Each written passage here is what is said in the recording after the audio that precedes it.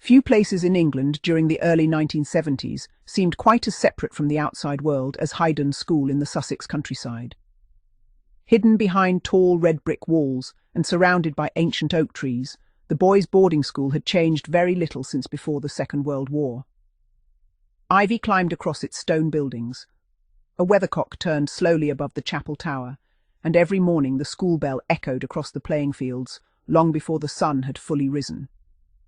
To the people living in nearby villages, Highdon appeared peaceful and respectable. Inside the gates, however, life ran by rules that had scarcely altered in decades. The school believed firmly in discipline, smart appearance, good manners, and hard work. Every minute of the day had its place. Every boy knew exactly where he was expected to be, and woe betide anyone who arrived late. The headmaster, Mr. Edward Ashcombe, was a quiet man in his 60s, whose calm voice was often more unsettling than shouting. He rarely raised it. He never needed to. Resting inside the cupboard beside his desk were several well-polished school canes. They were never displayed as decoration. Their purpose was perfectly understood. Although Mr. Ashcombe administered the most serious punishments himself, much of the day-to-day running of Highdon rested in the hands of its predominantly female staff. Some of them were remembered with enormous affection. Others were remembered for rather different reasons. Mrs. Margaret Bellamy, the senior house mistress of Ash House, possessed a warm smile that often settled frightened newcomers. She knew when a homesick boy needed encouragement instead of criticism, and quietly ensured that lonely first years always found a letter from home before bedtime whenever one arrived. She expected good behaviour, but she also believed boys deserved kindness. Miss Eleanor Harcourt held rather different views. Tall, grey-haired and always immaculately dressed, she supervised the junior dormitories with military precision. Nothing escaped her notice. Beds had to be perfectly made, shoes had to shine, lockers had to be spotless. Any untidiness earned a sharp rebuke. Repeated offences usually resulted in a visit to her office, where an old black gym slipper rested neatly inside the top drawer of her desk. Every boy in the junior houses knew that drawer. Few wished to see it opened. Miss Beatrice Blyton taught English. She adored books and could bring the adventures of Dickens, Stevenson and Conan Doyle vividly to life. During lessons she was patient, encouraging and endlessly enthusiastic. Outside the classroom, however, she believed that good behaviour formed the foundation of good education.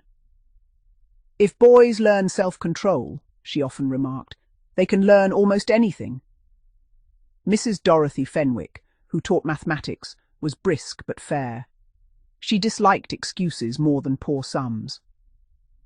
"If you've made a mistake," she would tell her class, "admit it honestly, correct it properly, and move on." The boys respected her because they always knew where they stood. Miss Prudence Gifford, the matron, became something of a second mother to many of the younger boarders. She dealt with scraped knees, headaches, homesickness and occasional tears with remarkable patience. More than one boy secretly believed she was the nicest person in the whole school. Then there was Miss Vera Pritchard. She supervised evening preparation and was feared almost as much as Miss Harcourt. Silence during prep was absolute. The scratching of fountain pens across exercise books became the only sound. Anyone whispering risked having their name entered into the black leather punishment book that rested beside her chair. The consequences depended entirely upon how often a boy's name appeared. Life at Highdon began every morning at precisely 6:30. The great brass bell echoed through the long corridors. Within seconds doors opened, slippers slapped across polished wooden floors, and prefects began marching from dormitory to dormitory. "Up, everyone! No hiding under the blankets! Roll call in 15 minutes!" The younger boys scrambled from their beds. Cold water from enamel jugs quickly removed any remaining sleep. Uniforms were brushed. Beds were tightened until blankets looked almost ironed. Shoes stood perfectly beneath each bed frame. Miss Harcourt carried out her inspections with remarkable attention to detail. She ran a finger along window ledges, searching for dust. She checked wardrobes. She examined folded pyjamas. Sometimes she simply stood silently, while nervous boys wondered what she had noticed. If a bed failed inspection, the unfortunate owner remade it before breakfast. If it failed again. The famous slipper drawer occasionally opened. Breakfast itself followed strict tradition. The boys entered the great dining hall in complete silence. Long wooden tables stretched beneath portraits of former headmasters, whose stern faces seemed to watch every movement. Only after grace could conversation begin. Toast arrived in metal racks. Large teapots steamed gently. Bowls of porridge appeared first, followed by bacon, eggs, and thick slices of bread spread generously with butter. The meal lasted exactly 25 minutes, not 24, not 26. Highdon believed punctuality built character. Lessons began immediately afterwards. The classrooms smelled of chalk, polished desks, and leather-bound textbooks. Most teachers expected complete concentration. The boys stood whenever a member of staff entered. Homework had to be neat, writing had to be legible, answers had to be honest. The punishment system itself followed an equally clear pattern. Minor offences usually earned extra work, detention, or loss of privileges. More persistent misbehaviour often resulted in a visit to the house mistress. Repeated defiance, dishonesty, bullying, or serious breaches of school rules might eventually reach the headmaster himself. His study was perhaps the quietest room in Highdon. It was also the room every boy hoped never to enter alone. Yet Highdon was not simply a place of rules and punishments. Friendships formed quickly.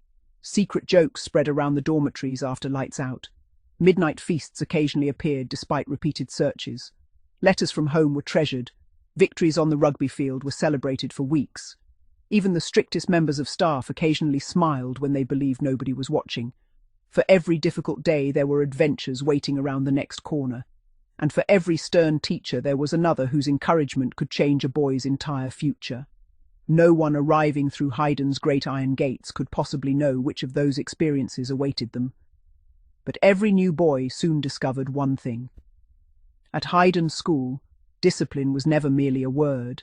It was simply part of everyday life.